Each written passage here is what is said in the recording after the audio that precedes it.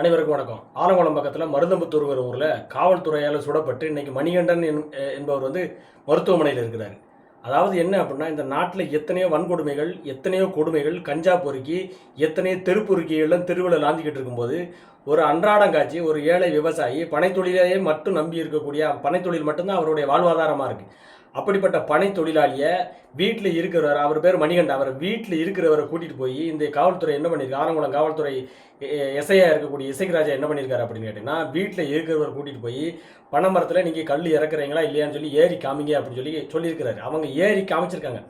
கடந்த ஒரு மாதம் ஆச்சு நாங்கள் இறக்கி அப்படின்னு சொல்லி எடுத்து காமிக்கிறாங்க. அப்போ எடுக்கும்போது அவர் அதை பற்றி பேசும்போது பக்கத்தில் இருக்கிறவருடைய அவருடைய பையன் அவர் என்ன பண்ணுறாரு அப்படின்னு கேட்டிங்கன்னா, எங்கள் காட்டில் தானே சார் பண்ணுறோம், நாங்கள் கருப்பட்டிக்கு வேண்டி தான் இதை பண்ணுறோம் அப்படின்னு சொல்லும்போது என்னையே நீ எதிர்த்து பேசுறியா தேவடியா மோன அப்படின்னு சொல்லி பேசுகிறாரு. முதல்ல வார்த்தையை விடுறாரு.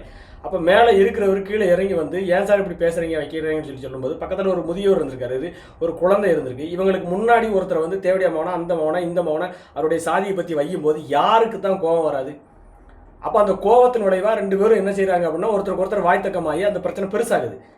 பெருசாகும்போது என்ன ஆகுது அப்படின்னு கேட்டால், கம்பை எடுத்து அடிக்கக்கூடிய ஒரு சூழ்நிலை வருது. காவல்துறை என்ன பண்ணியிருக்கு, நான் சுட்டேன், நான் என்னையை பாதுகாத்துக்கிறதுக்கு வேண்டி நான் சுட்டேன் அப்படின்னு சொல்கிறீங்க. நான் என்ன கேட்குறேன் அப்படின்னு கேட்டேன்னா, இந்த நாட்டில் எத்தனையோ பிரச்சனைகள் இருக்குது, எவ்வளவோ வன்கொடுமைகள் நடக்குது, எவ்வளவோ கற்பழிப்பு வழக்குகள்லாம் இருக்குது. அதெல்லாம் நீங்கள் அப்பமெல்லாம் உங்கள் துப்பாக்கி சுடாதான்னு கேட்குறேன்.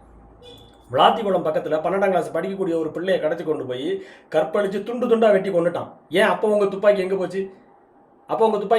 தெருவெங்கும் கஞ்சா விற்கிறான். பள்ளிக்கூடம் வரைக்கும் குழந்தைகள் வரைக்கும் கஞ்சா போய்கிட்டு இருக்கு. அந்த கஞ்சா பொறிக்கிறா உங்கள் துப்பாக்கி சுடாதான்னு கேட்குறேன். ஒரு நாளைக்கு 2000 லாரி இங்கேருந்து தென்காசி மாவட்டத்திலிருந்து டன் கணக்கில் கல்லை வெட்டி ஏற்றிட்டு போகிறான். எல்லா இடங்கள்லேருந்து வெட்டி ஏற்றி கொண்டு போய்கிட்டு இருக்கான். அவனெல்லாம் நீங்கள் வேடிக்கை பார்க்க தானே செய்கிறீங்க? அவனெல்லாம் உங்கள் துப்பாக்கி சுடாதா? அப்புறம் மக்களை பாதுகாக்கத்தான் உங்களுக்கு அதிகாரம். உங்களுக்கு இந்த அதிகாரம் யார் கொடுத்தது? மக்களை சுட சொல்லி உங்களுக்கு அதிகாரம் யார் கொடுத்தது? மக்கள்லாம் என்ன தெருவில் வர எப்படி தெரியுது உங்களுக்கு? எப்படி தெரியுதுங்க? அவன் சட்டத்துக்கு புறமா என்ன செஞ்சாலும் கேஸ் போடுங்க. அவனை பிடிச்சி ஸ்டேஷன் கொண்டு போங்க. சுட சொல்லி உங்களுக்கு யார் என்ன உத்தரவு கொடுத்தது? யார்கிட்ட உத்தரவு வாங்கினீங்க? யார்கிட்ட உத்தரவு வாங்கிட்டு நீங்கள் சுடுறீங்க? இப்போ இதெல்லாம் யாரும் கேட்க மாட்டாங்க நீங்கள் நினைக்கிறீங்களா? காவல்துறைனா என்ன? மக்களை பாதுகாப்புறதுக்கு தான் காவல்துறை. அதை முதல்ல புரிஞ்சுக்கோங்க. எவனை வேணாலும் சுடலாம், எவனை வேணாலும் கண்டமேனிக்கு வைக்கலாம் அப்படிங்கிறதெல்லாம் இல்லை. அதை எல்லாரும் சகிச்சுட்டு போகணும் அப்படிங்கிறதெல்லாம் ஒன்றும் கிடையாது.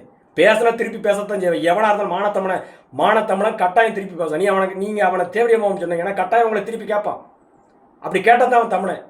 நீங்கள் என்ன வேணாலும் பேசலாம், உங்களுக்கு அதிகாரம் இருக்குது அப்படின்னா நீங்கள் என்ன பேசுறதுக்கெல்லாம் தலையை ஆட்டிட்டு போகிறதுக்கு அப்படி இல்லை. அப்படி யாரும் இல்லை. தப்பு செஞ்சிருந்தா மட்டும்தான் அவன் தலையாட்டிட்டு போவான். நீங்கள் உங்களுக்கு கூட கும்பிடு போட்டிருப்பான். அவன் உண்மையிலேயே தப்பு செய்யலை, அதனால தான் அவன் ஏற்றுன்னு இருக்கான். இந்த அடிப்படை விஷயம் கூட உங்களுக்கு புரியல. அப்போ யாரை வேணாலும் சுடலாம், என்ன வேணாலும் பண்ணலாம் அப்படின்னா அப்போ மக்கள் என்ன நினைக்கிறீங்க? மக்களை பனையில இருந்து ஏறி இறங்கிச்சு. அந்த பயணிகளா இவங்க கொண்டு போகலாம், அடிக்கலாம், என்னன்னாலும் செய்யலாம். களவு செய்தவங்களெல்லாம் விட்டுருக்காங்க.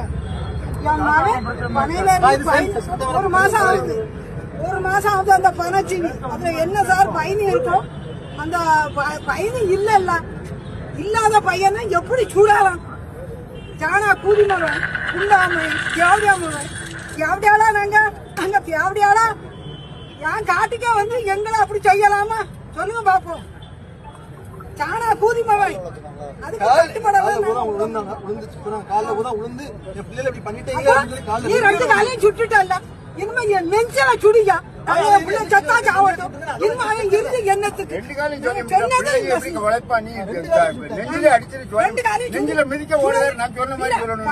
இறங்கிட்டு வந்தா சாயந்தரம் போலீஸ் வேற போலீஸ் வந்து பக்கத்து பணியெல்லாம் சீவி கொண்டு ஊத்தாங்க பையனிய தூக்கிட்டு போன பிற லாஸ்ட் அடுத்தால போலீஸ் வந்தாங்கல்ல, அவங்க எல்லாம் எங்களோட பக்கத்து பணியெல்லாம் யாருதாங்க. எங்களுக்கு வயலு உள்ள இருக்க பனை அங்க பக்கத்துல உள்ள பணியெல்லாம் யாருதாங்க. அப்ப என்ன பக்கத்துல உள்ள பணி யாருக்குள்ள பணம் தெரிஞ்சாதான் சொல்லலாம். கொலை பண்ணுனா செய்யலாம், ஒரு கற்பழிச்சுட்டு வர அதை செய்யலாம். என் வீட்டுல உறங்குற பிள்ளைய கூட்டிட்டு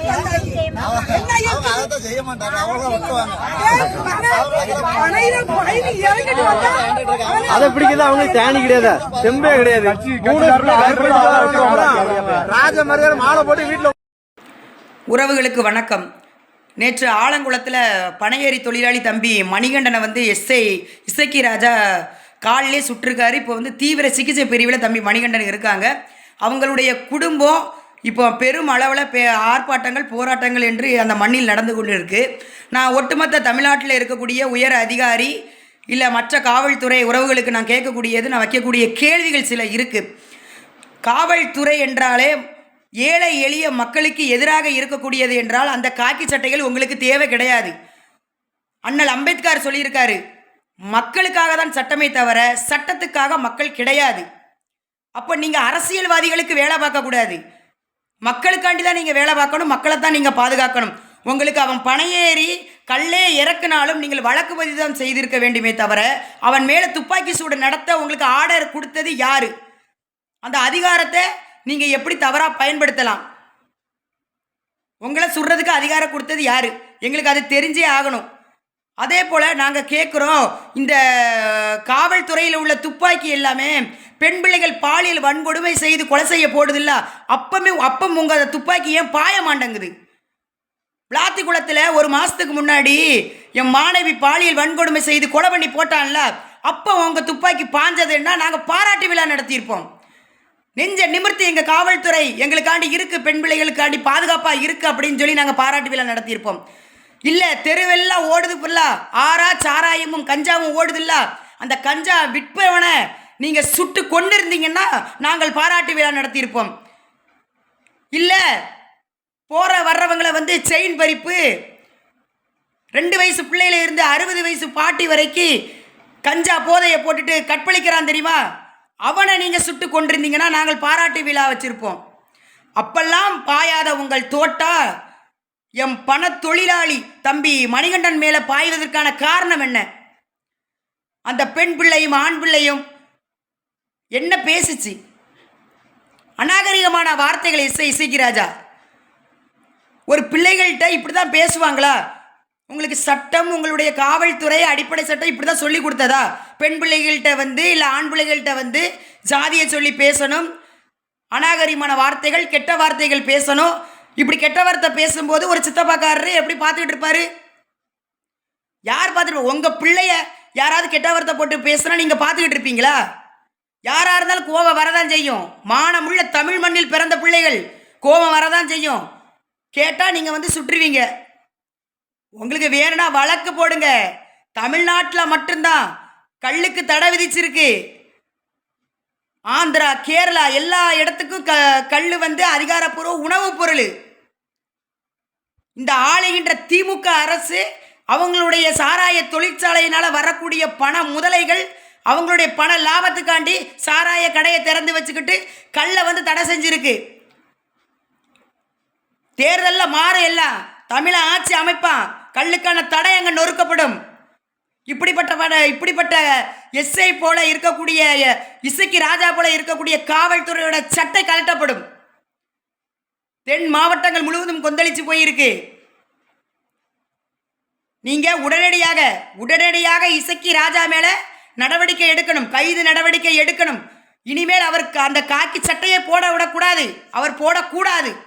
இந்த பணியிட நீக்கங்கிறத அந்த பூச்சாண்டியில் இங்கே காமிக்கக்கூடாது. பணி நீக்கம், நிரந்தர பணி நீக்கம் பண்ணணும். இனிமே அவர் அந்த காக்கி சட்டையை போடக்கூடாது இந்த தென் மாவட்டத்தில்.